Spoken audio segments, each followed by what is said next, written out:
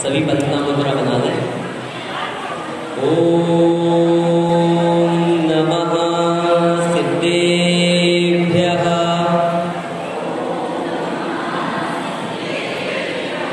ओम नमः सिद्धेभ्यः।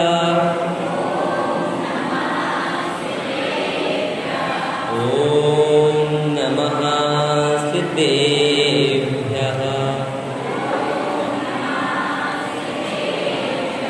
नमो अरिहन्ताणं नमो सिद्धाणं नमो आयरीयाणं नमो वज्रायाणं नमो लोयेशवसामूढं। मङ्गलं भगवान् वीरो मङ्गलं गौतमो गणी मङ्गलं कुन्दकुन्दाद्यो जैनधर्मोऽस्तु मङ्गलम्। सर्वमङ्गलमाङ्गल्यं सर्वकल्याणकारकं प्रधानं सर्वधर्माणां जैनं जयतु शासनं। जैनं जयतु शासनं। जैनं जयतु शासनं। बोली पंच परमेष्ठी भगवान की, मूलैक सिद्धार्थ पार्श्वनाथ भगवान की, पुष्पदंतनाथ भगवान की, भगवान के मोक्ष कल्याणक महामहोत्सव की, द्वादशांग जिनवाणी माता की, आचार्य दस लक्षण महापर्व की, उत्तम सत्य धर्म की, आचार्य श्री 108 विद्यासागर जी महाराज की, परम पूज्य मुनि कुंभ श्री 108 सुधा सागर जी महाराज की, अड़ाई द्वीपस्थ समस्त महामुनिराजों की। आज पंचम दिवस में हम प्रवेश कर चुके हैं। पंचम दिवस समाप्ति की ओर है और आज सत्य धर्म का दिवस है। सत्य जो है यह 4 कषायों के मर्दन से आता है। इसको हम अभी आगे समझते हैं। पूर्व में हमें जान लेते हैं सत्य का जो विपरीत है अर्थात असत्य। असत्य क्या है? तो तत्वाद सूत्रकार आचार्य उमा स्वामी कहते हैं असत अभिधानम अनृतम, अर्थात असत अभिधानम अनृतम। असत अर्थात जो गलत है, अभिधानम अर्थात उसका प्रूपण करना, असत अर्थात झूठ का प्रूपण करना, अनृतम अर्थात झूठ है। क्या हुआ? असत का प्रूपण करना झूठ है अर्थात असत्य है। आगे कहा कि जो यह असत्य है यह किस प्रकार से होता है? तो यह जो असत्य है इसके आगे जो धर्म के रूप में वर्णित किए, हिंसा निष्ठया ब्रह्म परिग्रहेभ्यो व्रतम, इनसे व्रत होना व्रत है। द्वितीय नंबर पर क्या आता है? असत्य आता है, हिंसा झूठ। दूसरा भाग कौन सा है? झूठ। झूठ का पर्यायवाची क्या है? असत्य। असत्य झूठ का पर्यायवाची है। तो असत्य जो है इसका जो विपरीत बना, इसका जो विपरीतार्थक बना वह क्या बना? वह बना सत्य। और सत्य क्या है? सत्य महाव्रत है। क्या है? सत्य व्रत भी है, महाव्रत भी है और अनुव्रत भी है। उसी की 2 कैटेगरी बना दी गई। तो सत्य जो है वह एक व्रत है। इसकी जो भावनाएं हैं, इसकी भावनाएं बान मनोगुप्ति आदान निक्षेपण समित्या लोकित मान भोजनानी पंच, अर्थात क्रोध लोभ भीरुत्व हास्य प्रत्याख्यानान्नु बीच भाषणम च पंच, अर्थात क्रोध अर्थात क्रोध प्रत्याख्यान, लोभ अर्थात लोभ प्रत्याख्यान, भीरुत्व अर्थात भय प्रत्याख्यान, हास्य अर्थात हास्य प्रत्याख्यान और लोभ अर्थात क्रोध लोभ भीरुत्व हास्य प्रत्याख्यान अनुबीज भाषण अर्थात अनुबीज भाषण, जो असत भाषण है उसको कहना, जो जिनवाणी के विपरीत है ऐसी वस्तुओं का प्रूपण कर देना। तो क्रोध लोभ हास्य और अनुबीज भाषण यह सब क्या है? यह इसकी भावनाएं हैं। इन प्रत्याख्यान का अर्थ होता है त्याग करना। क्रोध प्रत्याख्यान अर्थात क्रोध का त्याग करना, लोभ का प्रत्याख्यान अर्थात लोभ का त्याग करना, भीरुत्व प्रत्याख्यान अर्थात भय का त्याग करना, लोभ प्रत्याख्यान अर्थात लोभ का त्याग करना और हास्य प्रत्याख्यान अर्थात हास्य का त्याग करना और अनुमीच भाषण भाषण, अर्थात जो शास्त्रों में गर्भित वचन है उसके अनुरूप बोलना, जो लिखा हुआ है, जैसा लिखा है उसी प्रकार से बोलना। अब इसके अतिचार भी कहे। अतिचार क्या है? तो कहा मिथ्योपदेश, रघुव्याख्यान, कूटलेख क्रिया, न्यासापहार, साकार मंत्र भेदा। अर्थात मिथ्योपदेश, रघुव्याख्यान, कूटलेख क्रिया, न्यासापहार और साकार मंत्र भेद। मिथ्योपदेश अर्थात झूठा उपदेश देना। क्या करना? झूठा उपदेश देना। कोई कुछ कार्य कर रहा था और उससे क्या कह दिया, अरे तुम ऐसा मत करो। कोई धर्म कार्य में प्रवृत्त हो रहा था तो उससे क्या कह दिया, अरे ऐसा मत करो, अभी अगर तुम ऐसा करोगे तो तुम्हारे लिए गलत फल प्राप्त होगा, या अन्यथा किसी भी प्रकार से उसे गलत जो है मिथ्या उपदेश दे दिया। दूसरा है रघुव्याख्यान। रघुव्याख्यान अर्थात किसी की गुप्त में हुई बातों को सभी के समक्ष प्रकट कर देना। किसी की गुप्त बातों को सभी के समक्ष प्रकट कर देना, यह क्या है? रघुव्याख्यान। कूटलेख क्रिया अर्थात झूठे लेख लिख देना। जैसे एक कथा आती है और वह कथा दोनों अतिचारों में लगती है। वह कथा है जो सत्य धर्म पर अधिकतर कही जाती है। तो एक जो व्यक्ति होता है वह क्या करता है, अपने बगल में छुरी लिए रहता है और वह क्या कहता है, जब भी मैं झूठ बोलूंगा आप मेरी इससे जीवा काट देना, मेरी जीभ को काट देना। तो सभी व्यक्ति उस पर क्या करते हैं, बहुत विश्वास करते हैं और उसके पास अपना जो भी धन है, जो भी दौलत है या जो कुछ भी गिरवी रखना होता है वह सब कुछ रखकर चले जाते हैं। तब एक व्यापारी अपने गांव से दूसरे देश व्यापार हेतु जाना चाहता है और वह सोचता है मेरे पास जो कुछ हीरे हैं वह मैं उस सत्यपाल के पास रख देता हूँ। तो वह उसके पास वह हीरे रख देता है और अपना व्यापार करने चला जाता है। और व्यापार करके जब लौटता है तो वह व्यक्ति होता है वह उसको विस्मृत कर देता है। उसे याद तो रहता है परंतु अपने आप में ऐसा बनता है कि उसे कुछ भी याद नहीं है, तुमने मेरे पास कुछ रखा ही नहीं है और उसे भुला देता है। तो यह क्या है, यह कूटलेख क्रिया, कुछ भी लिख देना, कुछ भी कर देना या ऐसे दस्तावेज बना देना, ऐसी जो स्टाम्प आदि है ऐसे स्टाम्प आदि बना देना जिसमें कोई औचित्य नहीं है, पूरे के पूरे झूठे हैं। तो यह क्या है, कूटलेख क्रिया। न्यासापहार अर्थात किसी की धरोहर का हरण कर लेना, किसी दूसरे की जमीन जायदाद आदि जो है, क्षेत्र वास्तु हिरण्य स्वर्ण धन धान्य दासी दास जो कुछ भी धन की कैटेगरी में आते हैं उनका क्या कर लेना, हरण कर लेना। यह क्या है, यह न्यासापहार। और अंतिम है साकार मंत्र भेद, अर्थात किसी दूसरे की स्त्री पुरुष की गुप्त में हुई बातों को दूसरे के समक्ष प्रकट कर देना। यह क्या है, यह साकार मंत्र भेद नाम का 5वां अतिचार है। तो यह क्या है, यह सत्य व्रत के अतिचार है। अब हमें क्या करना है, इसमें तो 2 कैटेगरी होती है, एक तो अणुव्रतोपरी और दूसरी जो होती है वह मुनियों के लिए होती है, वह संपूर्ण रूप से व्रतों को धारण करते हैं। अणुव्रत किसके लिए होते हैं, अगार अर्थात गृहस्थ के लिए। तो हमें इन सब चीजों को अणुव्रत रूप में पालन करना है और यह जो अतिचार है इनको अपने सत्य धर्म में लगने से बचाना है, अपने आप को इन अतिचारों से दूर रखना है। यदि कतई यह जो अतिचार है लग भी जाते हैं तो इनका प्रायश्चित भी हो जाता है, परंतु अगर यही अतिचार अनाचार में परिणत हो गए तो उसका प्रायश्चित भी नहीं होता। सत्य जो है कैसा बोलना चाहिए, हित मित प्रिय जो वचन है उन्हें बोलना चाहिए। मुनिराजों की भाषा समिति होती है और मुनिराज भाषा समिति का पालन करते हैं।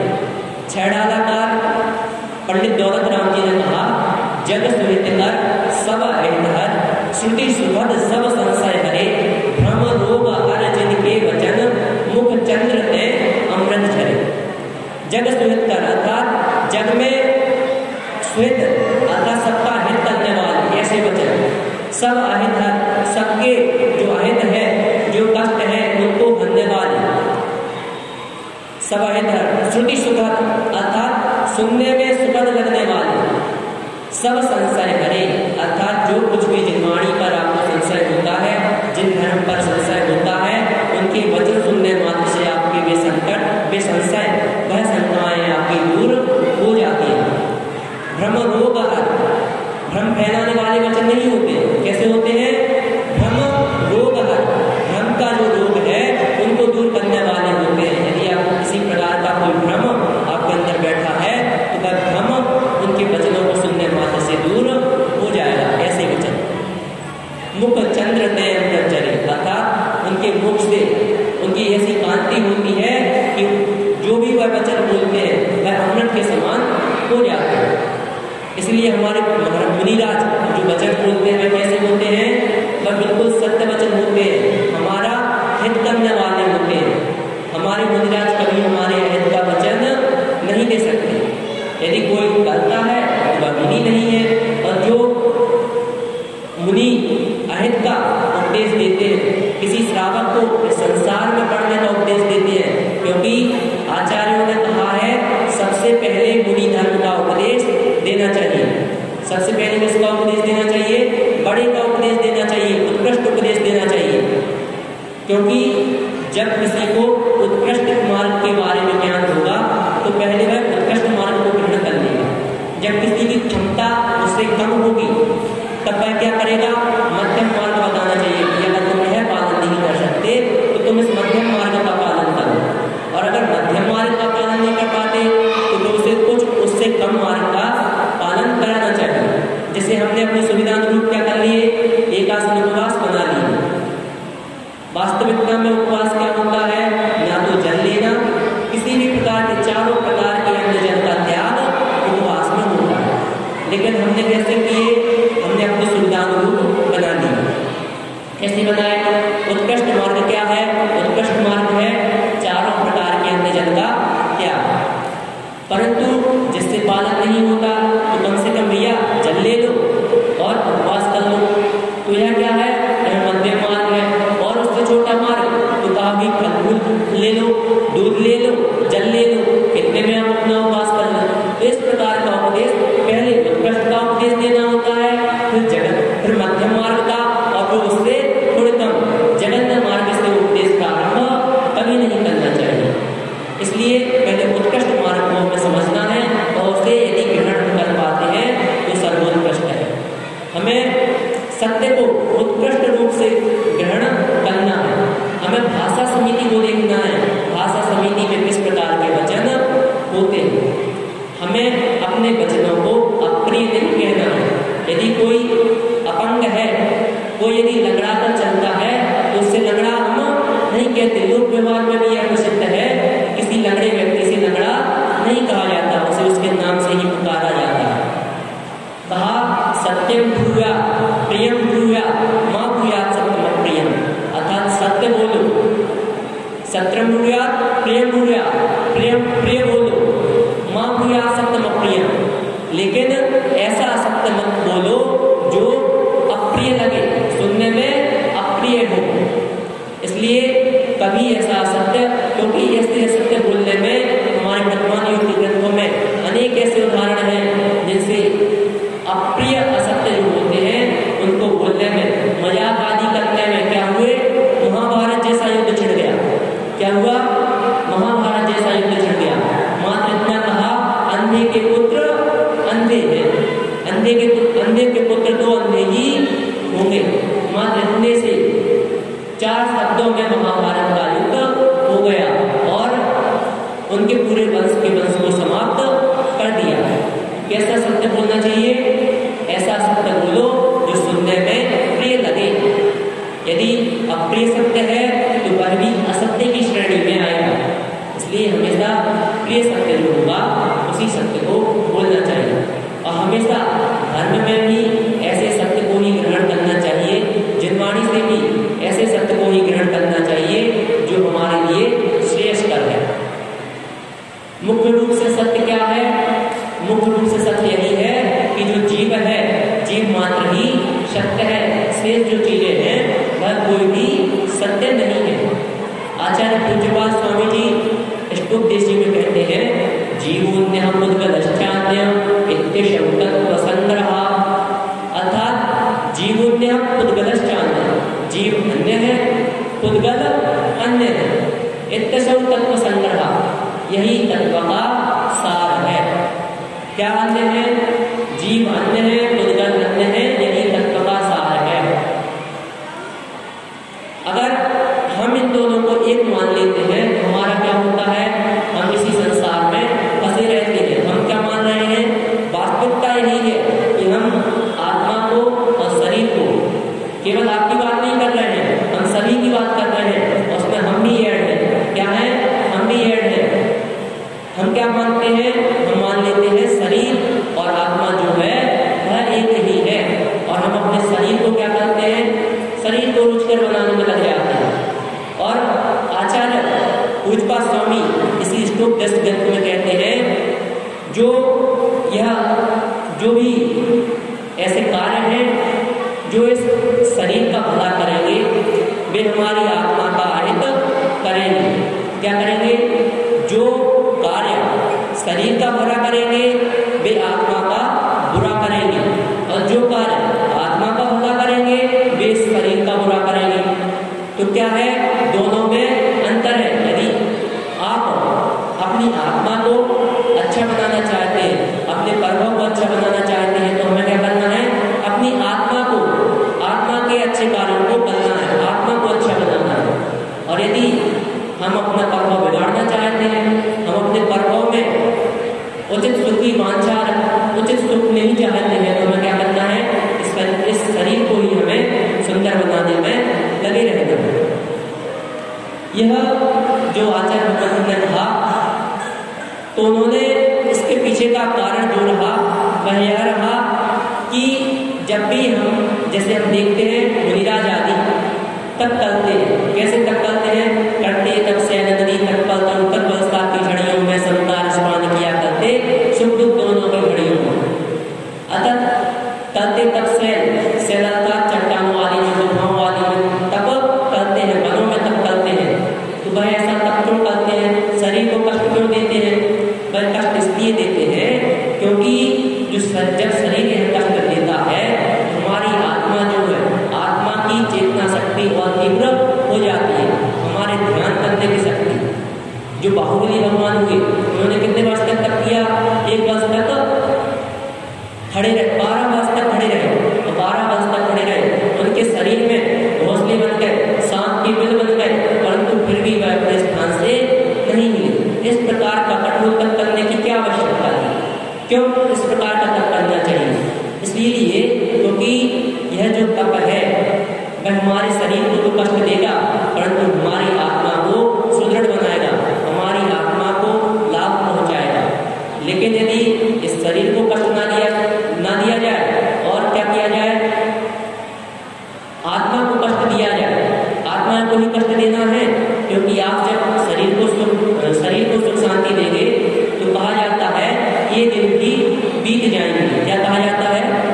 ये दिन भी बीत जाएंगे।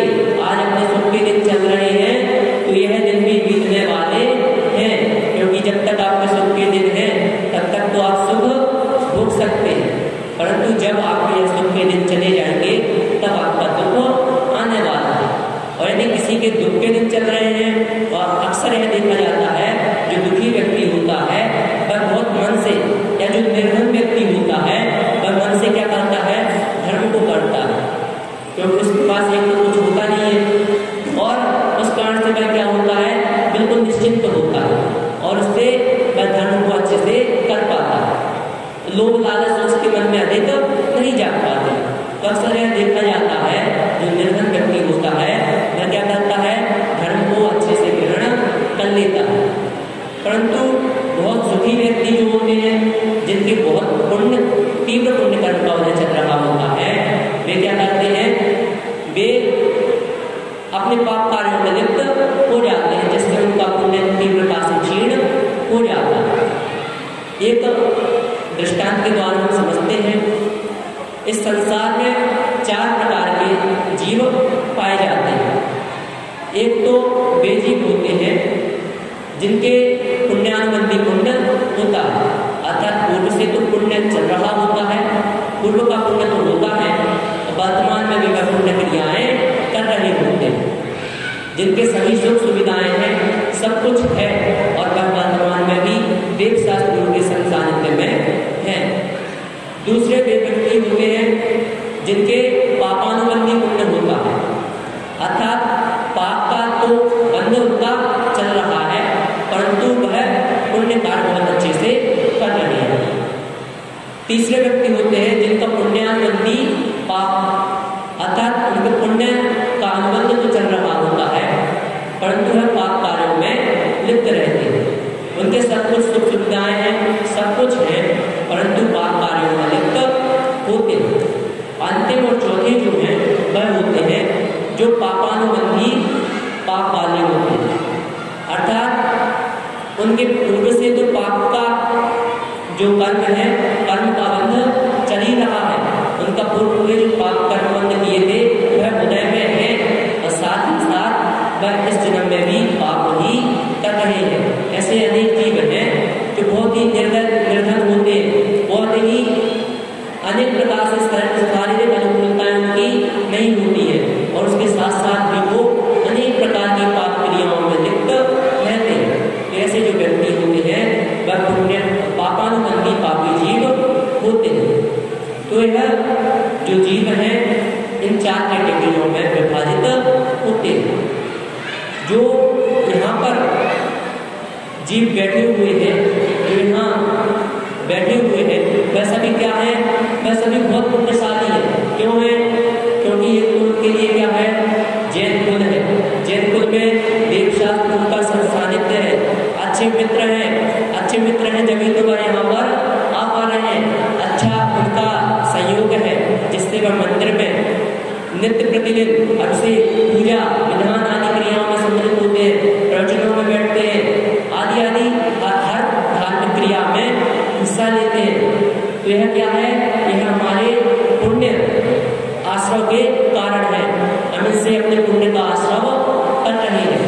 हो सकता है आप में से कुछ लोग ऐसे हों जिनके पूर्व पाप बंद होने से कुछ असुविधाएं हों, परंतु आप वर्तमान में जो पुण्य क्रियाएं कर रहे हैं यह निश्चित ही आपके आगे चलकर आपके पुण्य को तीव्र करेंगी और शुभकारक होगी।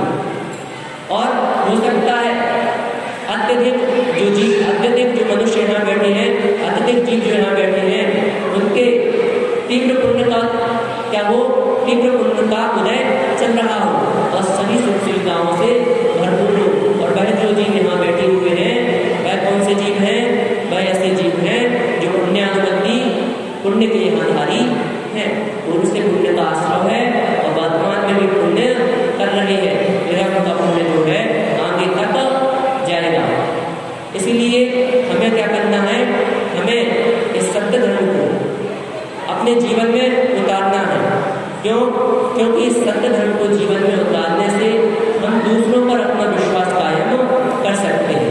यदि दूसरों पर विश्वास कायम करना है, दूसरों के प्रति अपने स्वभाव है वह अच्छा रखना है, तो हमें निश्चित ही अपने भावों को दूसरों के प्रति सत्य रखना होगा। यदि हम असत्य व्यवहार करते हैं, झूठ बोलते हैं, तो हम धीरे धीरे अपने जो व्यवहार को खो देंगे। अंत में 2 पंक्तियां कहेंगे। वर्तमान में क्या होता है उन्हें हम 2 पंक्तियों के माध्यम से समझते हैं।